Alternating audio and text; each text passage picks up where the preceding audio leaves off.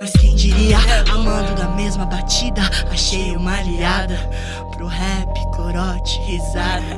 Nossa frequência faz nossa voz ganhar o mundo. Olá, seja muito bem-vindo à Pesquisa Gorda. Estamos aí de volta com o nosso bate-papo com quem pesquisa sobre o corpo gordo. Uma collab entre mim, Malu Gimenez, do Estudos do Corpo Gordo, e a Agnes Arruda, do Tamanho Grande. Pois é, Malu, a gente aproveitou o mês de julho para tentar colocar a vida do jeito que dá, né, no meio da pandemia, mas agora a gente volta com as atividades da Pesquisa Gorda, tanto no YouTube quanto podcast e também Instagram, né? Os links para essas redes estão na descrição do vídeo, se você quiser acompanhar. Isso aí, gente. E hoje a gente vai retomar as atividades da Pesquisa Gorda com uma super convidada que já estava na lista desde o começo e deu certo, que é a autora do livro de Gorda Plus Size. Ela é doutora em Comunicação e Práticas de Consumo pela SPM, a Aliana Aires. Fala um pouco dela pra gente aí, Agnes. Quem é? Um pouco bastante, né? A Aliana, ela se especializou em moda plus size na Parsons, em Nova York, onde ela fez doutorado de sanduíche com bolsa CAPES PDSE.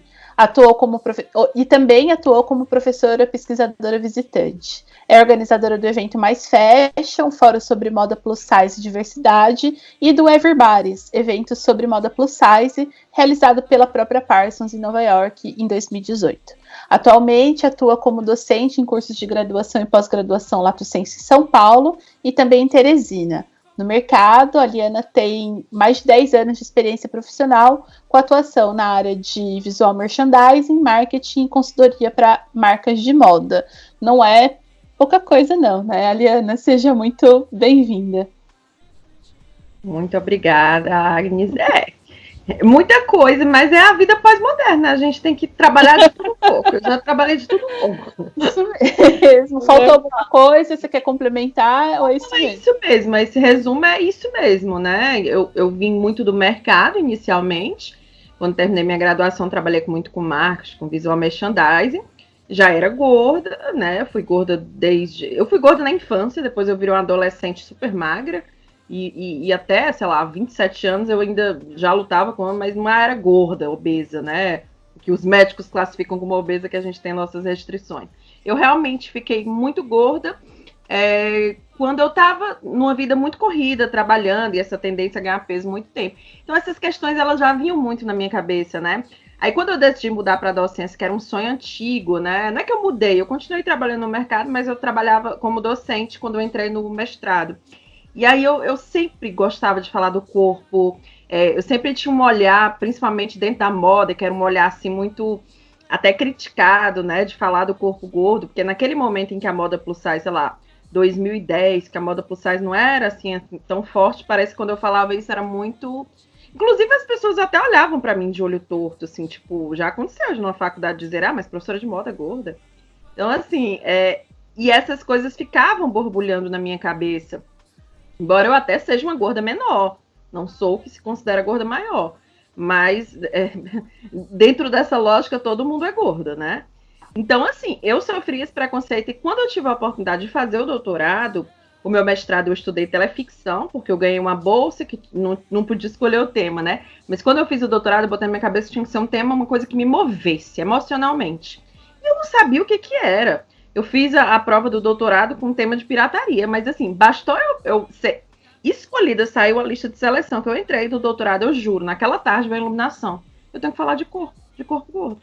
E aí eu tinha a sorte de minha orientadora, que era a mesma do mestrado, trabalhar com corpo, com corporeidade, trabalhar com corpo diverso, embora ela nunca tivesse trabalhado com corpo gordo. Quando eu vim com esse tema com ela, nossa, Helena, esse é o tema certo. Assim, foi interessante porque foi no dia, uma coisa me iluminou, mas tem que ser. Eu vinha pensando, se eu passo nesse processo, eu não quero fazer como no mestrado, que eu estudei um tema que eu adorava, mas que eu não pude escolher. E aí isso me deu uma felicidade muito grande.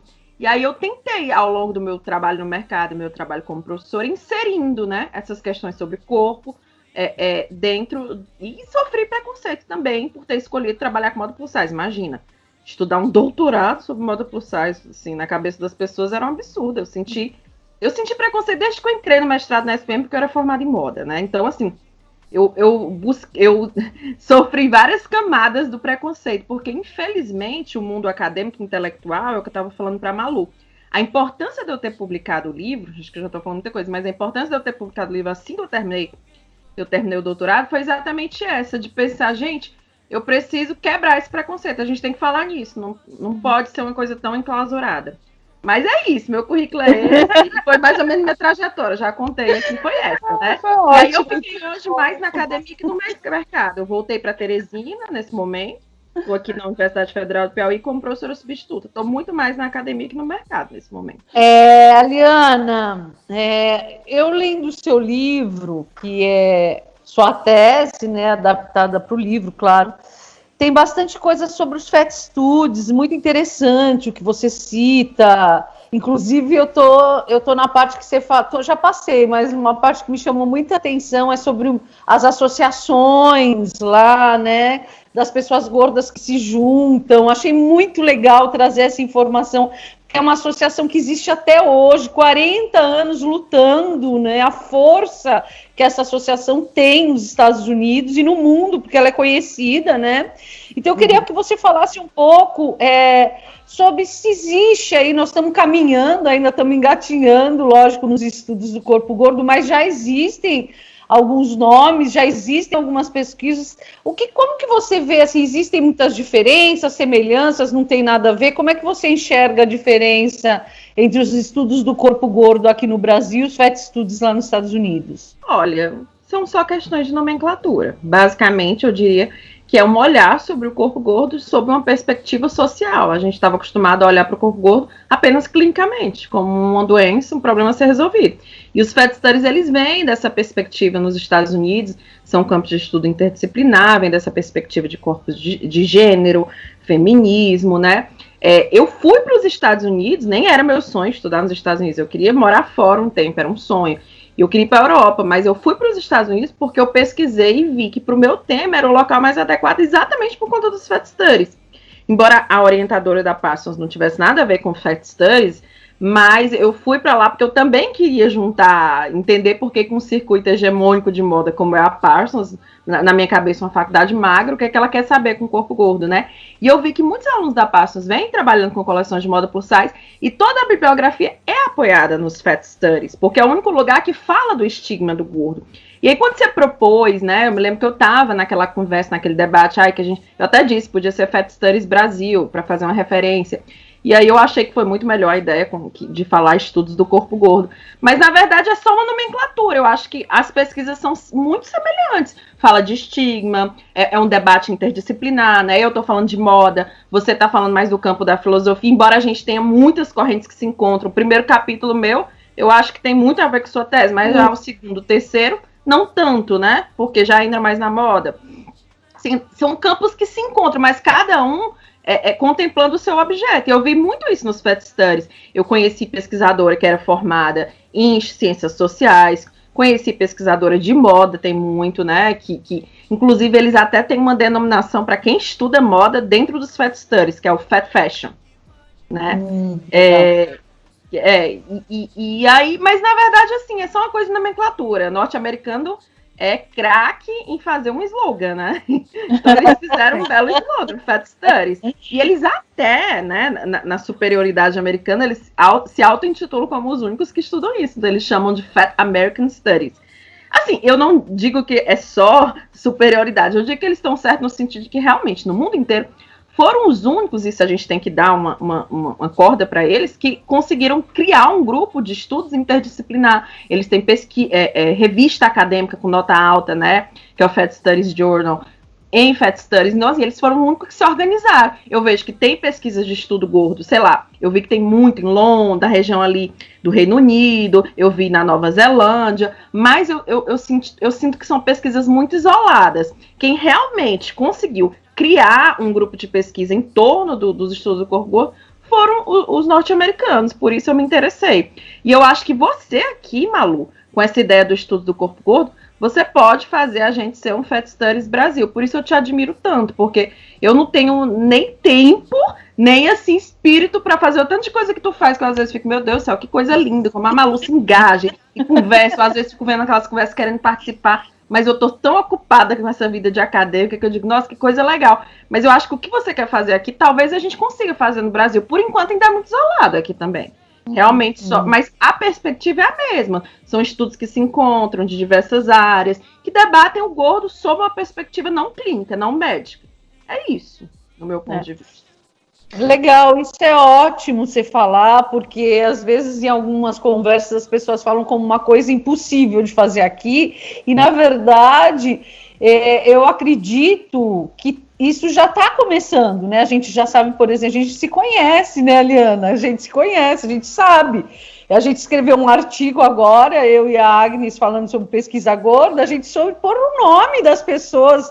Eu fiquei assim, eu falei, gente, a gente te citou a Patrícia, citou algumas pessoas que estão aí, né? A Osane, citamos pessoas, a Mirane, que a gente conhece, que a gente conversa, que a gente troca, que a gente lê, né? A produção é um começo. E vamos torcer para dar certo isso daí, né, gente? A proposta da pesquisa gorda é essa, né, Malu? A gente ter essa construção coletiva de conhecimento a respeito dos nossos corpos. Muito legal. Aliana, você fez o sanduíche na Parsons, que eu particularmente, assim, tenho uma visão idealizada a partir do Project Runway, tem que ser honesta com você, mas enfim, não vem ao caso. Mas você foi com Bolsa CAPES PDSE, e eu também tive o privilégio de ter uma Bolsa CAPES PDSE. Eu fui para Coimbra, em Portugal, e foi uma experiência, eu fui trabalhar lá com ecologias feministas dos saberes, e por um outro campo, mas que foi uma experiência que transformou minha pesquisa. Eu não teria escrito a tese que eu escrevi se eu não tivesse ido para fora, tivesse esse contato com a minha orientadora lá, enfim, que foi uma coisa completamente fora do contexto, que dentro, inclusive, da área da comunicação, né, que tem objetos e metodologias muito específicas, e foi abrir um horizonte. Eu imagino que para você também, você já afirmou com a cabeça, mas eu queria que você contasse um pouquinho dessa experiência na Parsons. Certo. Então, assim, muito interessante isso, você ter falado da visão idealizada, porque eu também tinha a mesma. Eu também tinha medo da Parsons. Tem 2 motivos pelas escolhas, né? Assim, quando surgiu a oportunidade de uma bolsa de PDSE, doutorado de sanduíche, um dos requisitos era que a gente tivesse uma carta de aceite de algum pesquisador em alguma universidade do mundo, né? Uhum. A gente não estava limitada a nenhuma região, podia ser qualquer lugar. Eu falei com uma pesquisadora fantástica, Catarina Quirola, na Finlândia. Ela me deu uma carta, só que ela me disse assim, olha, eu só vou estar aqui até tal época, depois eu saio do cargo. Eu digo, tá, tudo bem, então não dá. Não vou. Eu ia para aquela universidade lá fora, longe, né? Na Finlândia, que eu nem falo a língua, né? Mas eles falam muito o inglês, para estudar com uma pessoa que ia sair, que tá, né? Porque ela estava na posição temporária. Aí eu já descartei. Aí consegui uma maravilhosa também, que estuda fantástica, no sul do Reino Unido. E ela, no caso dela, ela disse que eu tinha que pagar uma taxa que não seria contemplada pelo PDSE. Aí eu fui desistindo, né? Nessa história, eu fui analisar e disse, não, mas os Estados Unidos são o melhor lugar. Então, eu entrei no processo com uma bolsa para uma pesquisadora, que até hoje eu converso com ela, que era na Universidade de San Diego, na Califórnia, mas ela estudava corpo gordo, que é a mesma que edita o Jornal dos Estudos do Corpo Gordo. Ela gostou da minha pesquisa, eu ia ficar lá com ela. Só que o que aconteceu? Nesse meio termo, nos 1000 e-mails que eu mandei, uma pessoa da Parsons sei lá, uns 2 meses antes de eu ir, me mandou um e-mail dizendo que tinha muito interesse, que tinha umas alunas lá estudando moda plus size. E eu fiquei na minha cabeça, poxa, mas eu sou professora de quê? De curso de moda, né?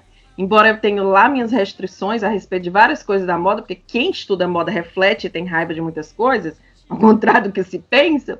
Eu pensei, poxa, mas assim, a Parsons está interessada na minha pesquisa, uma faculdade magra, de alto nível, como assim, sabe? Aí eu fiquei com medo, mas eu pensei, não, eu dou aula de moda, eu sou uma professora nessa área, eu tenho que fazer uma interdisciplinaridade. Eu já estou na SPM, que é uma faculdade de comunicação, já vejo mais sociologia, então assim, já vou... Eu achei que era o momento, né? E aí eu fui. E eu vou te dizer, eu quebrei a cara chegando lá, em vários aspectos. Eu achei os alunos super engajados. Eu juro que eu entrei numa aula de uma disciplina que eles fazem fila para assistir, que chama Fashion Race, que é moda e raça.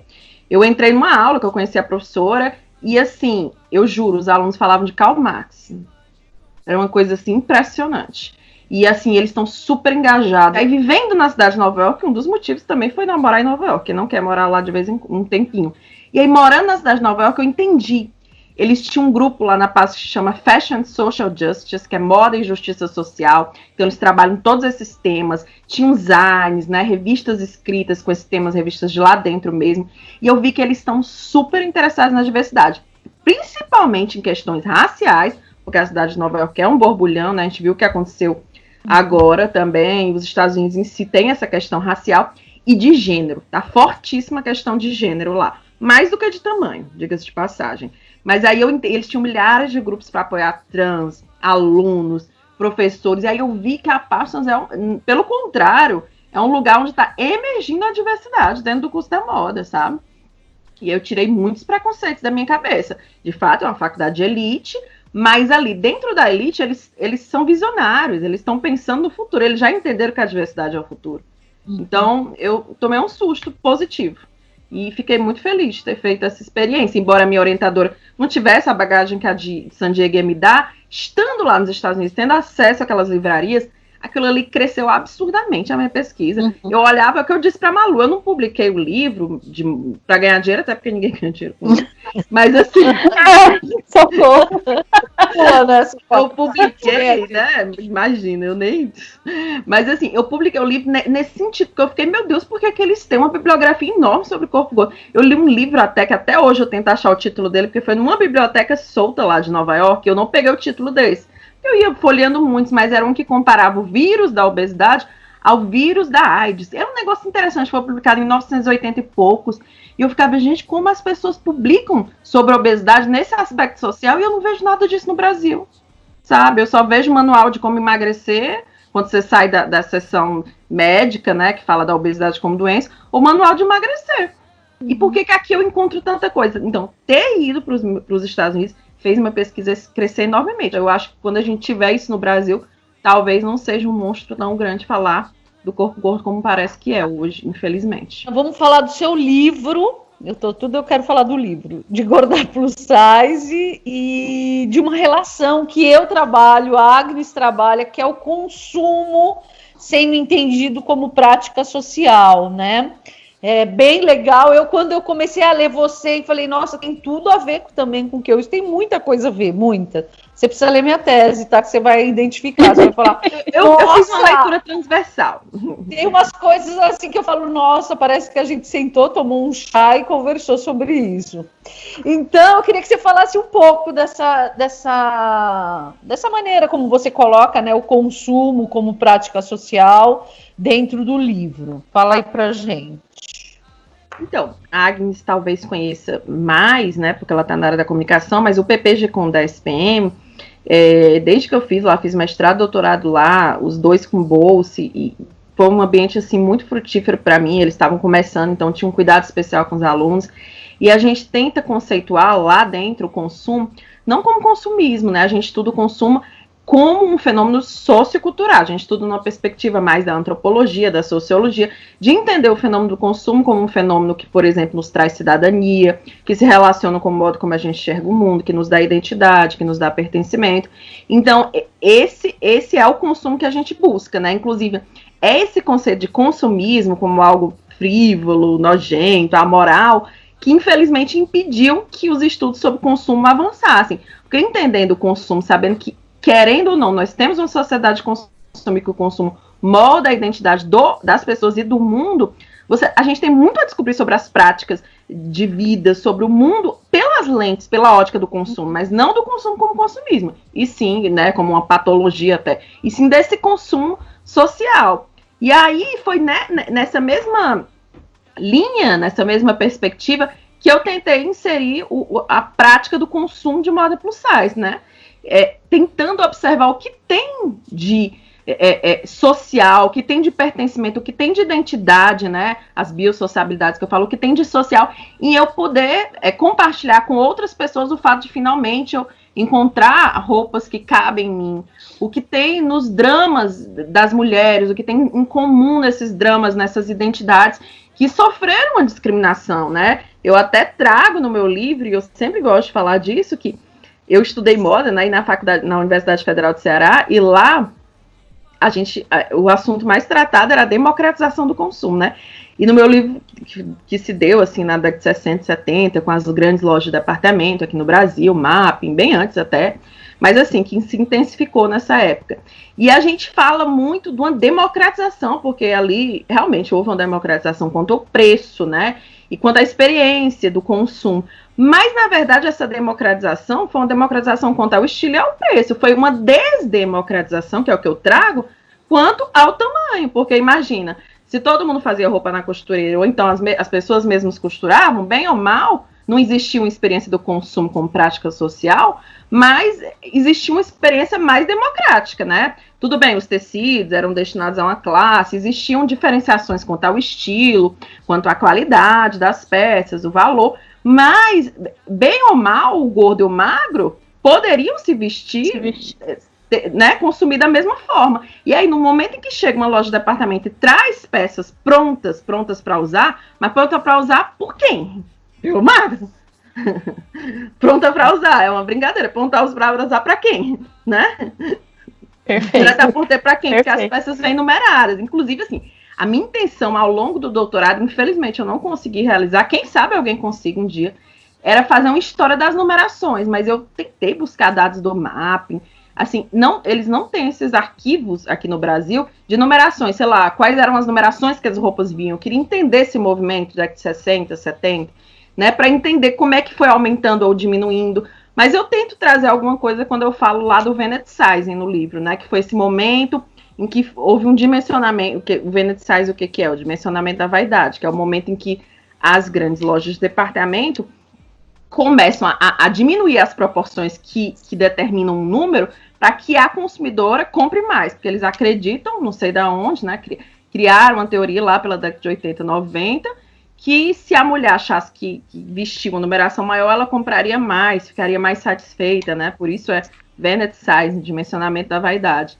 Aí o que aconteceu? Isso acabou provocando um outro fenômeno que a gente tem até hoje, né, que é o da despadronização total das numerações, que a gente pode ter 10 numerações, uma pessoa, em diferentes marcas, né? Verdade. Outra coisa também que eu queria saber do livro, Liana, é o seguinte, eu falei com você outro dia, acho que faz 2 semanas que a gente conversou sobre isso, sobre quando eu li o título do livro, que eu entendi errado o título do livro, porque filósofa da área sociais, da cultura, né?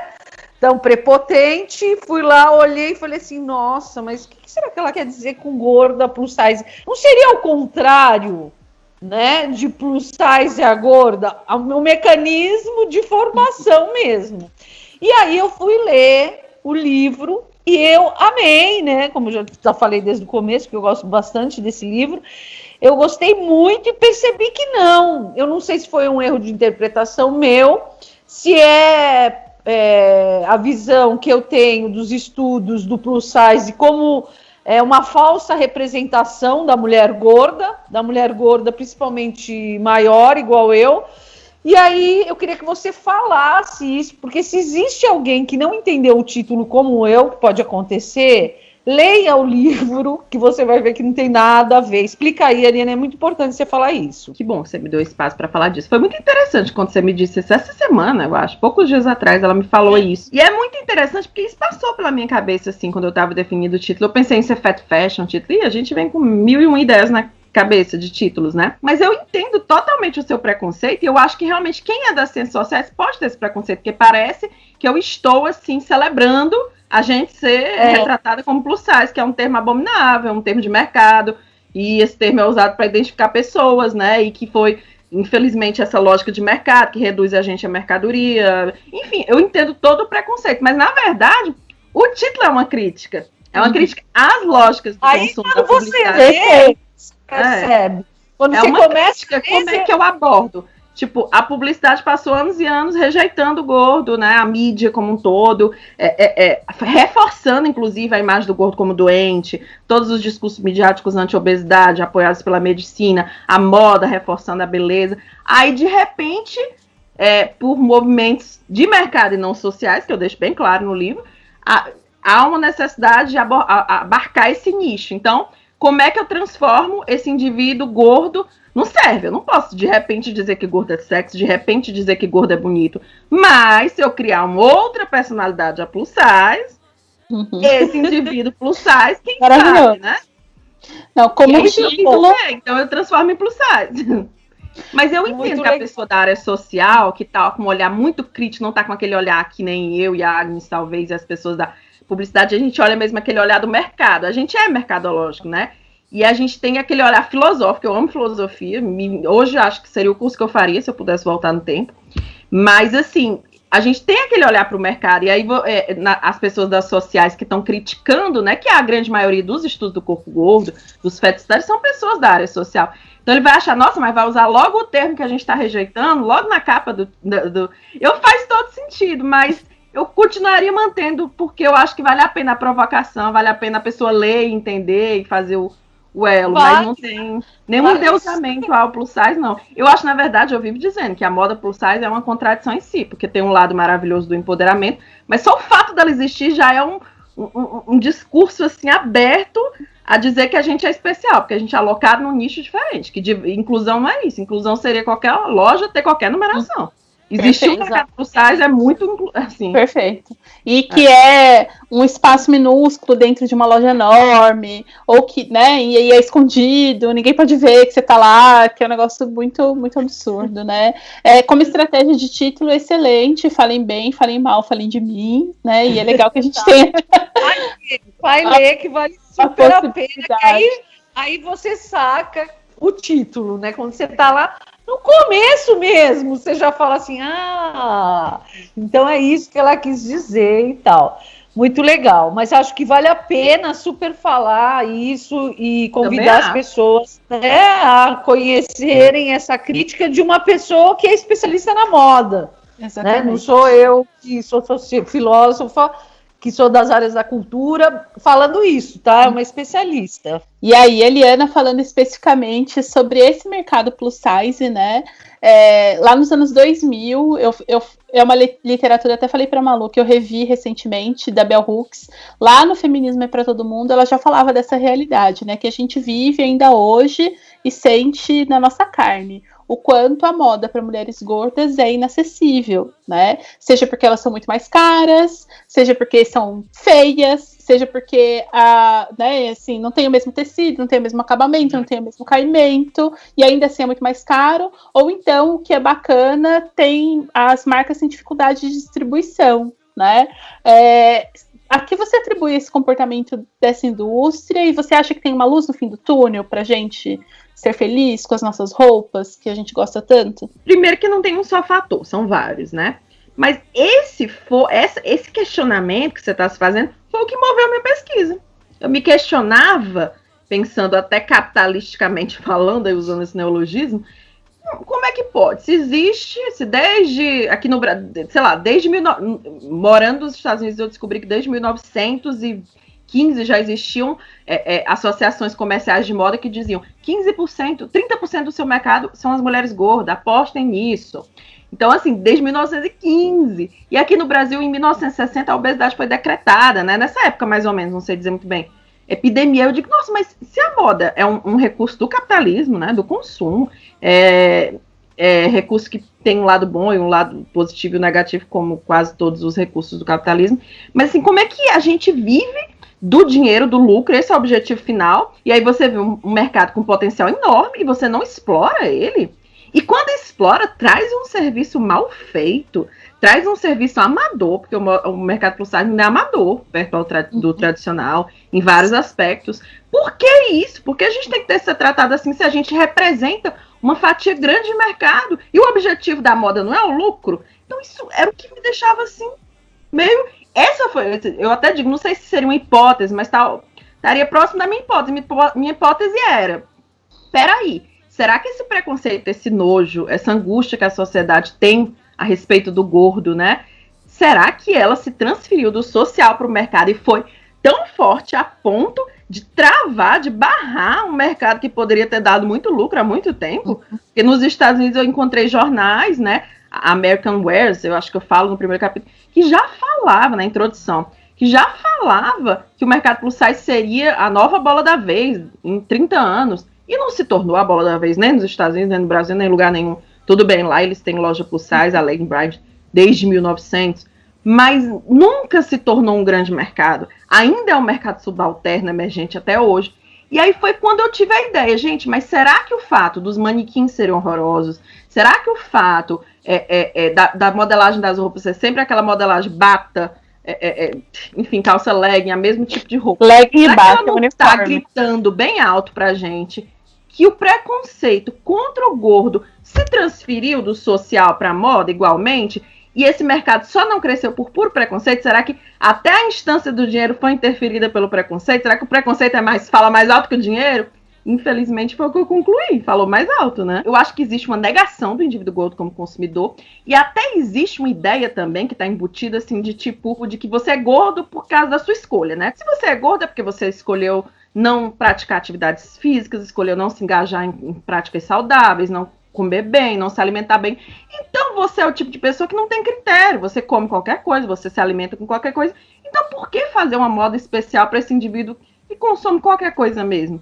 Então, assim, eu fui percebendo que infelizmente não existe uma explicação científica, que nem as pessoas que estão usando explicações científicas, como por exemplo, a grade de numeração não cabe, o gordo não representa uma fatia grande, todas as possíveis desculpas que os lojistas e os industriais dão para não abordar o mercado plus size podem ser facilmente refutáveis. Então, para mim, a grande lógica maior por trás disso é a gordofobia. E pronto. É muita violência, gente. É muita violência. E se você pegar isso da moda, Liana, por exemplo, na minha tese, que eu vou falar das cadeiras, que para você achar cadeiras grandes, também é a mesma coisa. E se você for pensar para as camas, para os colchões, para os sapatos, para as roupas, gente, é uma moral, né? A moral de não apoiar, de não fazer, como se fosse assim, vamos castigar essas pessoas que não se cuidam, né? Existe uma moralidade, né? Tu que é filósofa, existe um discurso moral muito forte. Que é estético. Muito forte, tipo, cria vergonha na cara, forte. Vai fazer uma dieta. Você sabe que esses dias eu fui entrevistada por uma professora daqui de Teresina, que ela é trans, ela é preta e ela é gorda. E ela me disse um negócio que me chocou no meio da entrevista. Ela, Liana, vou te dizer uma coisa, eu contando a minha vida, ela falando a dela, sabe o que eu mais sofri na minha vida? Não foi ser preta, nem foi ser trans, foi ser gorda. Porque até as trans me mandam emagrecer. É o meu grupo com o qual eu me identifico, me manda emagrecer. Aí uma coisa que vem na minha cabeça, eu acho que por mais que não estou de jeito nenhum diminuindo tanto o sofrimento do preto, claro que é um grupo que vem sofrendo há muito tempo, mas ainda existe uma lógica de tipo, nasceu preto como condição, nasceu trans, nasceu homossexual. A gente nunca é uma condição, é sempre uma escolha na cabeça das pessoas. É forte pra caramba. E, infelizmente, as pessoas estão achando que vão combater a gordofobia dando likes no Instagram, né? A gente percebe que o buraco é muito mais embaixo aí, né? Mas, Aliana, você acha que a gente consegue reverter essa situação? Tem um caminho para que a gente possa seguir? Como que é isso? Eu vejo luz no fim do túnel. E eu acho que exatamente o que eu estou querendo dizer no meu livro é que a moda plus size, por mais que eu demonize ela, odeie o termo, acho que não deveria nem existir esse mercado, porque democratização deveria ser em qualquer lugar, ter qualquer numeração, bem ou mal, vem exatamente da instância mais inquisidora do gordo, da moda, a redenção, né? Porque existir esse mercado empodera tanto as meninas. Eu vejo meninas gordas que na minha geração de adolescente, eu tenho essa carinha de nova, mas eu já tenho 36 anos, e na minha geração de 16, 17 anos, eu nunca estando gordinha, né? Naquela época eu já não era gordinha, eu estava numa fase magra, à base de muito remédio, dieta. Mas, assim, naquela fase eu não teria, sabe, coragem de expor meu corpo, colocar as fotos. E eu devo à moda plus size, ao fato de terem representações, mesmo que não sejam as representações verdadeiras do corpo gordo com que os médicos chamam de obesidade mórbida, mas só de ter aquela mulher mais curvilínea, que não é a magra, seca, esquálida, que eu sempre vi quando adolescente, eu acho que isso empoderou as meninas. Eu acho que o assunto se tornou algo mais leve socialmente. Já se fala nisso. Agora, é uma questão muito forte. Se vai ter reversão, vai ter, mas não vai ser a curto prazo, vai ser a um longuíssimo prazo. Talvez a gente não esteja nem viva para ver, mas a gente vai estar viva para ver pelo menos uma geração que já não é tão fortemente ensinada a odiar o corpo como a nossa foi. Já há uma diminuição no estigma, mas mudar aí é muito tempo. Só que assim, é a gente fazendo esse tipo de trabalho, indo contra tudo que todo mundo diz na cabeça, né, da sociedade, que a gente vai plantando as sementinhas para virar um jardim, quando talvez a gente nem esteja mais aqui nesse mundo, né? Eu penso assim mesmo. É sempre bom ter uma luz no fim do túnel, ainda mais em tudo que a gente está vivendo, né? Com esse governo, com essa pandemia, com esse abandono, enfim. Então é legal ver uma luz no fim do túnel. Então vamos terminar, infelizmente, estamos chegando ao fim do nosso programa, que a gente ama, e a gente quer saber da Liana, o que é pesquisa gorda para você? Liana, conta para nós. Pesquisa gorda, para mim, é identidade. Pesquisa gorda é falar do outro, é olhar para o outro que tem dentro de você, no espelho, e saudar ele com muita empatia, independente do tamanho. Gente, é sempre assim, ó, é só amor. Muito obrigada, foi uma delícia. Eu que agradeço o convite. É muito legal o trabalho de vocês. A gente já se sente íntima já da história, da pesquisa, a gente consegue trocar, ver aí os pontos. Então, muito obrigada, Liana, por você ter topado, estar aqui com a gente, ter falado um pouco, né, de você e dos seus estudos. Foi muito maravilhoso, como sempre é. Muito obrigada, Liana. E se você quiser ficar por dentro das nossas atualizações, se inscreve no canal, também assine o nosso podcast. E, gente, olha só, segue a gente lá no Pesquisa Gorda, no Instagram, vai ter novidade, a gente está revendo o formato do programa, nós vamos fazer umas coisas aí diferentes, fica ligado, e um beijo imenso da Gordas aqui para vocês, até a próxima. Valeu. Tchau, pessoal. Que pode construir, que pode te levar a refletir, encontre assim pra transmitir.